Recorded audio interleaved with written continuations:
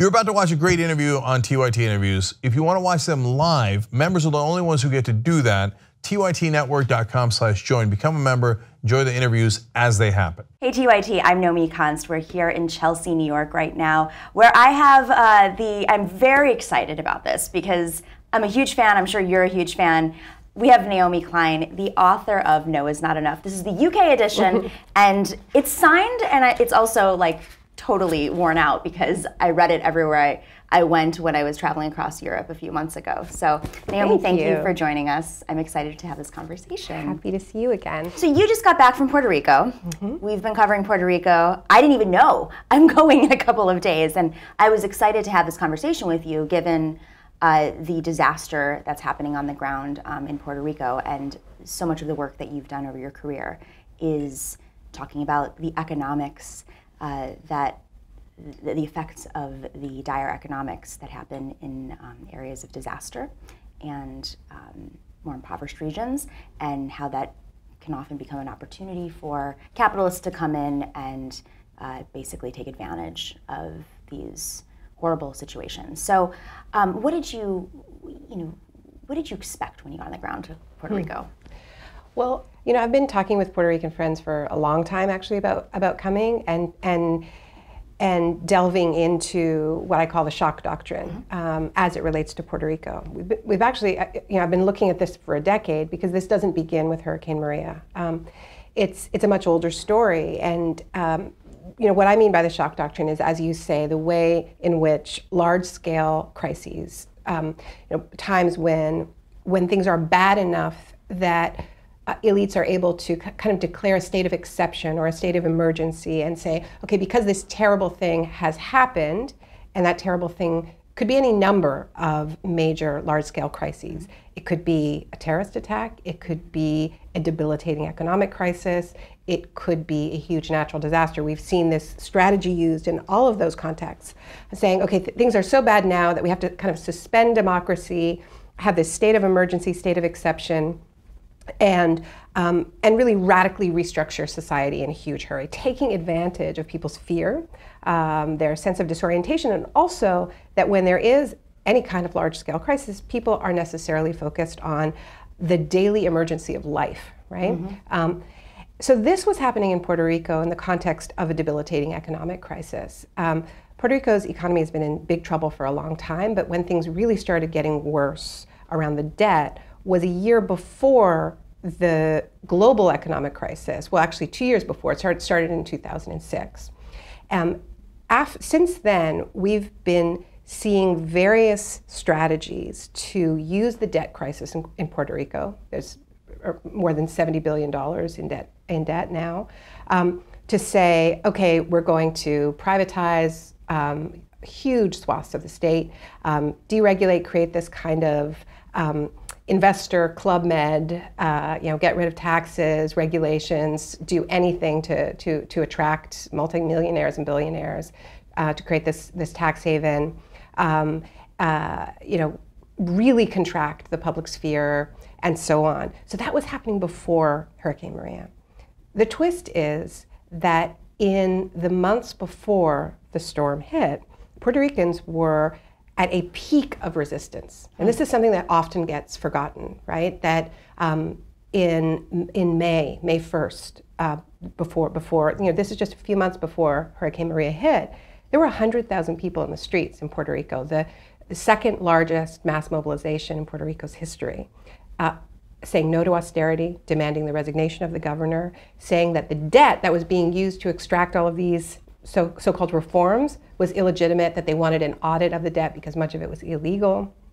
Students at University of Puerto Rico staged a historic 72-day strike because of a proposal to cut hundreds of millions of dollars from the budget of University of Puerto Rico, essentially half of their budget they wanted to cut. So the Puerto Ricans were mobilized, and in the tens of thousands were saying we want to audit the debt. And so the project of restructuring Puerto Rico, of privatizing Puerto Rico, of selling it off, was kind of at a standstill. And then Maria hit, right? And so all the people who were organizing this movement had their lives shattered. And what is happening now is the same people with the same plans, including the Fiscal Control Board, which is, a classic example of what I call the Shock Doctrine, using the debt to do away with the minimal democracy that Puerto Ricans have. And I say minimal because this is a colony where people have to live under laws that they cannot vote for because they don't have a representative in Congress. They can't vote for the president. But they do have, a governor that supposedly has control over their economics. And he was supplanted, although he works closely with the Fiscal Control Board, who was in charge of their economics, similar to these emergency managers that you have seen imposed in places like Flint, Detroit, with disastrous impacts. Yeah. So now what is happening in real time after the hurricane, but the disaster is not over, is that people's state desperation, disgust with their state, right? Because we have seen a total failure of the public sphere. Some argue that it's a deliberate failure. We've seen, very corrupt contracts handed out for electricity. There's a lot of stories of contractors being paid $75 an hour and doing very little to actually get the electricity back up. The fact that people are so desperate to have their lights turned back on is being used against them to say, well, the solution is privatization. And that's the only solution that is being proposed. So if you don't have electricity and somebody's dangling some kind of fix, you'll probably reach for that fix because you want anything. And there is, as you said, there's very little recourse because the governor is reliant on federal funds from the federal government. Correct? So if he's, and then obviously there's no congressional representative, there's no senator in Washington representing them. Is there any way out at this point of disaster for just other than just the Trump administration doing this everywhere? But I mean, is there any recourse at this point? Well, I think that it's incredibly important for people outside of Puerto Rico who care about what's happening, and not just the Puerto Rican diaspora who have been raising the alarm on this, but all Americans to say, this is predatory, this is a moral abomination, that Puerto Ricans need help. They don't need to have their misery preyed upon. And it's not just electricity. There is a checklist of all kinds of assets that are being sold right now or they're trying to sell right now. They're really auctioning off the country. Like what? Well, like there's, you can go on the government website and just scroll down just hundreds of state assets that they're trying to sell right now. And this is on the fiscal board, they're posting this? It's not directly the fiscal board, but it's because of what the fiscal board is demanding. And in addition to that, and I think one of the most disturbing and most aggressive pushes besides the electricity privatization is school privatization. And a lot of what we're seeing in Puerto Rico is a replay of what happened in New Orleans after Hurricane Katrina. For those of people who don't remember, New Orleans was completely evacuated after Hurricane Katrina, and with the teachers out of the city, with the parents and students out of the city, New Orleans became this laboratory for people who don't believe in public education, and it now has the most privatized education system in the country. Schools were closed, reopened as charters. Unionized teachers were fired. Some of them rehired at lower wages for non-union jobs, and they did this at a time when they were literally absent from their city. Puerto Rico is a little bit more complicated because people are there. They haven't entirely depopulated the island, but I think it is notable that one of the only efficient parts of the relief effort, the so-called relief effort, has been the depopulation of Puerto Rico, has been FEMA helping hundreds of thousands of Puerto Ricans to leave Puerto Rico. Now, for good reason, because hospitals, don't have electricity, because people need medical aid, because schools aren't open and school-aged children need to be in school, and because people without electricity, workplaces aren't reopening and people need to go earn money. So people are leaving because the reconstruction and relief effort has been so abysmal. This has been an efficient part of the reconstruction, just as opposed to so much of the reconstruction and relief, which has been incredibly inefficient. They actually have managed to depopulate a huge a huge swath of Puerto Rico, and then that has become the rationale to close. The proposal now is to close 300 schools and to introduce charter schools. Puerto Rico has, Puerto Rican teachers and parents have resisted charters very successfully. There have been court challenges. There aren't charter schools in Puerto Rico now, but they're saying no, we have to have charters. They're openly using New Orleans as their model. They also want to introduce a voucher system where you can use public dollars to send your kid to private schools. And if you look at the governor's fiscal plan that he unveiled a couple of weeks ago, he rationalizes this in part by saying that there are going to be 100,000 fewer students in the Puerto Rican school system. In other words, they believe that this depopulation of Puerto Rico is permanent. So they're using migration as an austerity tool. For the government, it seems like if 100,000 students are going to be gone, and they're already shutting down 300 schools, shouldn't that just solve the problem right there? So why have charters? I mean, they're looking. How is this working as a messaging tool to because their whole strategy, first of all, it's not working as a messaging tool. People are not able to focus on this. Right. And that's why it's being pushed right now, right? If this was not an emergency, if people were not dealing, still don't have the lights on, in large parts of Puerto Rico once you get out of San Juan. And even the people who have electricity are still in this Byzantine bureaucracy, as anybody who's gone through a natural disaster knows. Almost everybody's house has been damaged. They're dealing with trying to get resources to pay for rebuilding their own homes from FEMA, from insurance.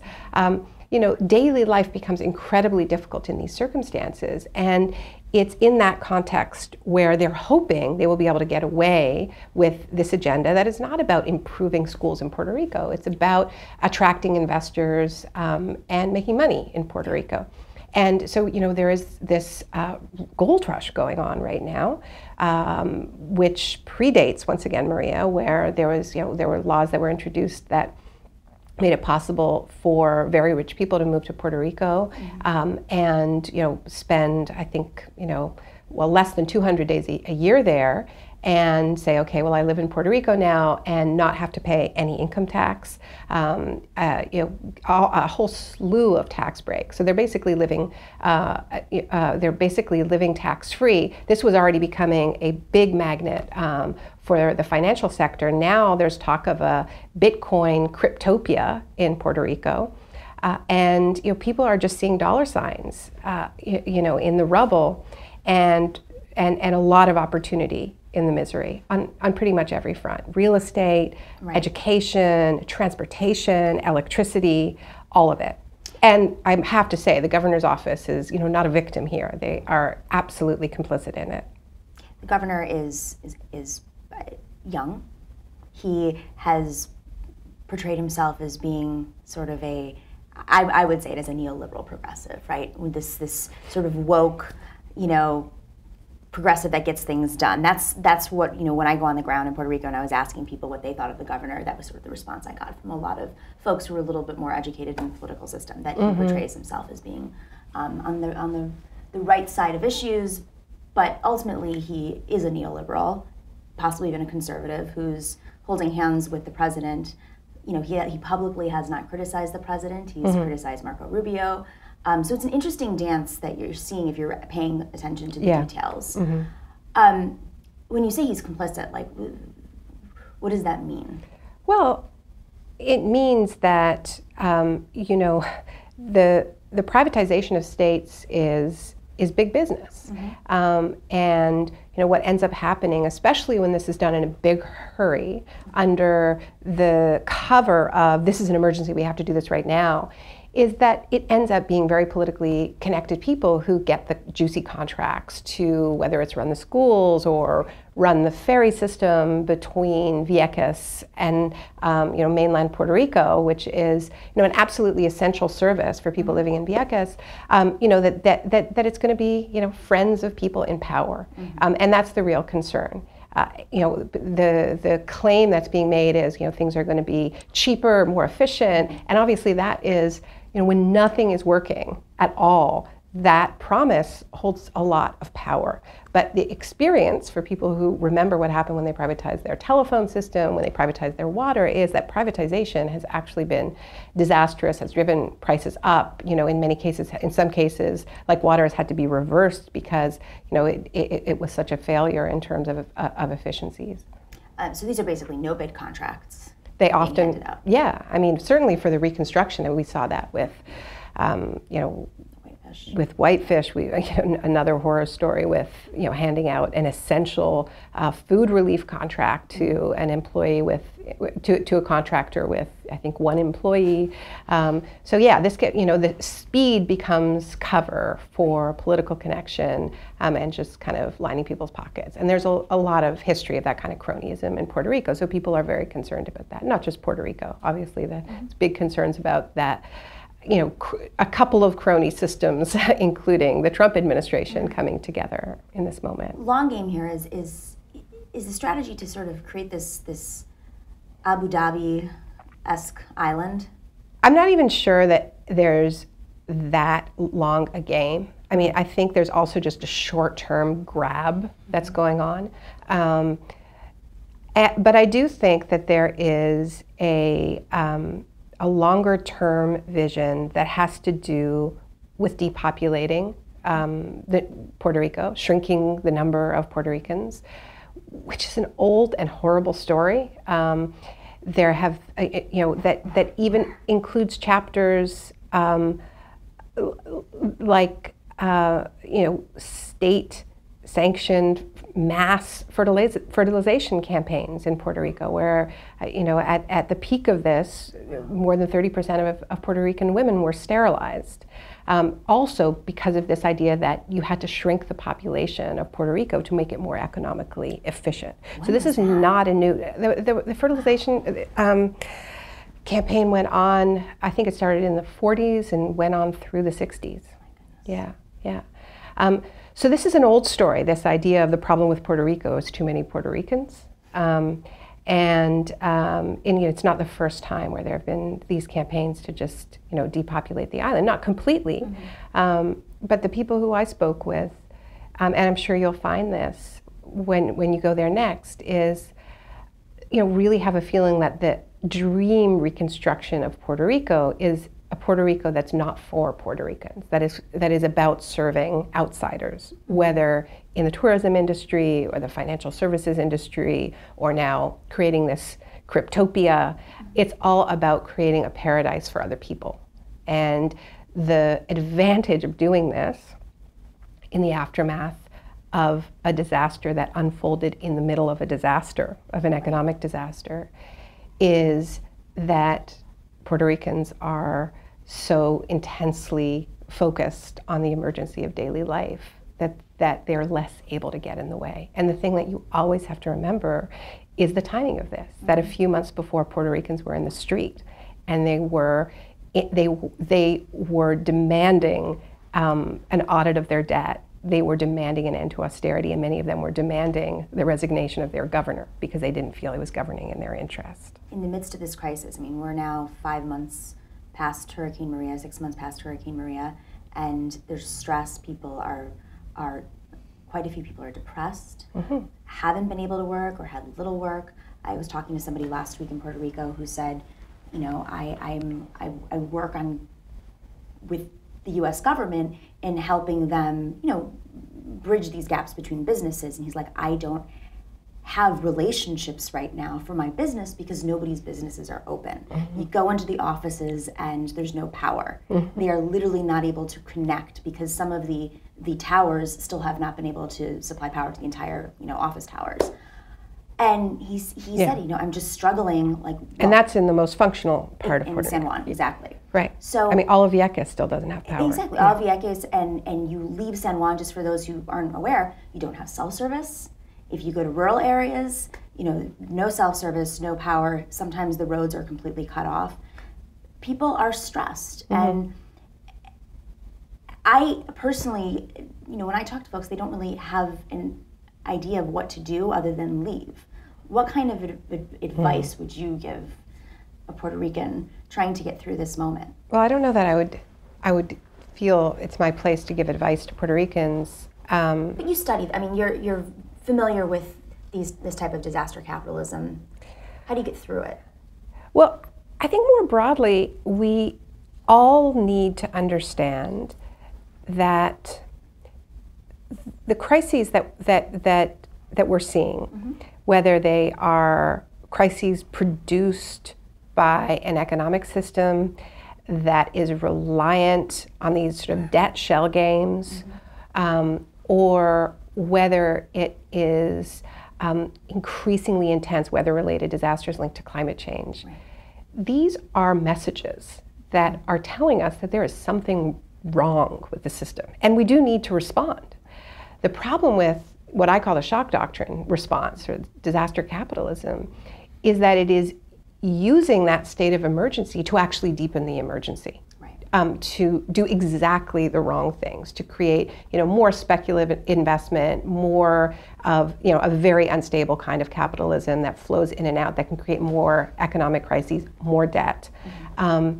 And there's nothing about the way the reconstruction is happening that is listening to the real alarm bell of climate change. I mean, many Puerto Ricans who I talked to wanted to rebuild in a way that it was much more ecologically sustainable, not for some abstract belief, in the importance of acting on climate change, because what they actually found was that more ecological forms of agriculture, for instance, that use less fossil fuels, less chemical inputs, were, much more reliable in the context of large-scale shocks than what they have right now, which is, they get about 85% of their food imported, right? So if you have a shock in the system, if the ports shut down, as they did, then people don't have food, or you're reliant on food imports that didn't arrive, right? So, we heard horrific stories about people not getting anything except for Skittles for weeks, right? Some of the only people who had food in Puerto Rico were local farmers who planted a diversity of crops, not monocrops that have been pushed in Puerto Rico for so long, because they also planted root vegetables, and root vegetables can survive a hurricane because they're underground. So everything above ground may get wiped out, but you still have, some produce. And many people who actually had solar power found that their solar power survived. If it's built properly, if it's installed properly, it can survive a storm.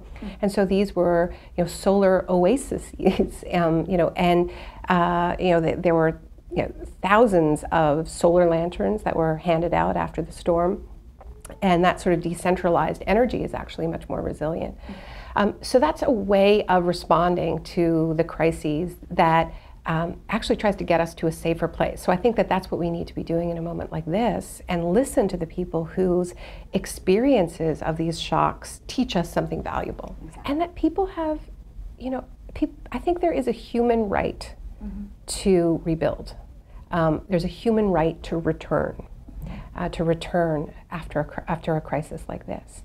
And none of that is being talked about. And it shouldn't only be up to Puerto Ricans to talk about their right to be part of a democratic reconstruction of Puerto Rico, their right to return to Puerto Rico, and not have the fact that they had to leave used against them to shut down their schools in their absence and to sell off Puerto Rico in their absence. Do you think that Puerto Ricans will return to that moment of resistance that they were at just a few months before the storm? I think there may well be a return, because the fact is Puerto Ricans have been organizing, in incredible ways, and I think you know this and you'll see this, right? We've seen incredible, mutual aid responses where communities have come together to feed each other, to get solar panels installed and provide energy to each other, to fill in the gaps left by the disastrous relief efforts and non-existent reconstruction efforts. So it's not that Puerto Ricans haven't been organizing, it's that they've been organizing to save their lives. Right. And now I think what we're starting to see is those mutual aid efforts are starting to link up and put forward an alternative vision for how Puerto Ricans should be responding if they're in the driver's seat. Is there any sort of international response that you've seen? I mean, this is a U.S. territory, but had the UN issued any statements, taken any actions? One of the most moving things that I saw was brigades that were organized by the Climate Justice Alliance in the United States, which is a network of local groups who are working towards a justice-based response to climate change. I saw brigades of local farmers from the United States going to Puerto Rico, helping to rebuild greenhouses, helping to replant farms, bringing in solar generators, bringing in water filtration systems, and there are some great campaigns. One of them is called Our Power PR. There's one here in New York City, Our Power NYC, and so this is really what this sort of solidarity efforts that are not trying to come into Puerto Rico and say, we have figured this all out for you, right. That are casting Puerto Ricans as passive recipients of charity and aid, but are recognizing the power and knowledge and know-how of Puerto Ricans, and trying to boost that up and give people the resources that they need. Because actually what we've seen in these incredible people-to-people relief efforts, community-based relief efforts, filling in the gaps, the huge gaps left by FEMA, is just the incredible capacity of Puerto Ricans despite everything. Are there any fears of repeats of, say, Haiti, with foundations coming in like the Clinton Foundation? Well, not fears, I mean, it's happening. It is happening. It is happening. There's the sort of straight up gloves off disaster capitalists who just sort of clearly are there seeing dollar signs in their cryptopia. But there's also what some Puerto Ricans I met talked to me about, that they're equally afraid of the good people, of the invasion of the good people, which may sound a bit odd, but the foundations, the academics, the sort of slick NGOs that see their own kind of potential laboratory in Puerto Rico and are designing, these shiny green reconstruction plans, but without the input of Puerto Ricans. And so, there's definitely more than fears of that. It's happening. It's one of the things that's happening. If there's hope, and I think there is, it's that this strategy is all about taking advantage of the fact that it takes people by surprise when their misery is exploited so brutally. The thing about Puerto Ricans is they're not surprised because they've been living this since the earliest days of colonization. And they have so much experience with it that, in fact, they're not wasting any time preparing counter strategies. Good. That's really refreshing to hear. Naomi Klein, we could talk about your entire book for 2 hours, and I really want to, but focusing on Puerto Rico this time. Author of No Is Not Enough, Shock Doctrine, so many books. I can't think of them all off the top of my head, but always a pleasure. Thank you, Naomi. It's a pleasure to talk with you.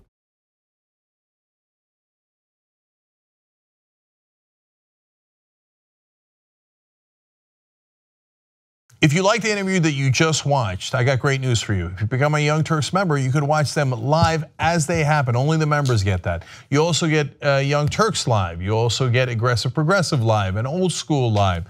Everything is available for the members and commercial free. TYTnetwork.com/join.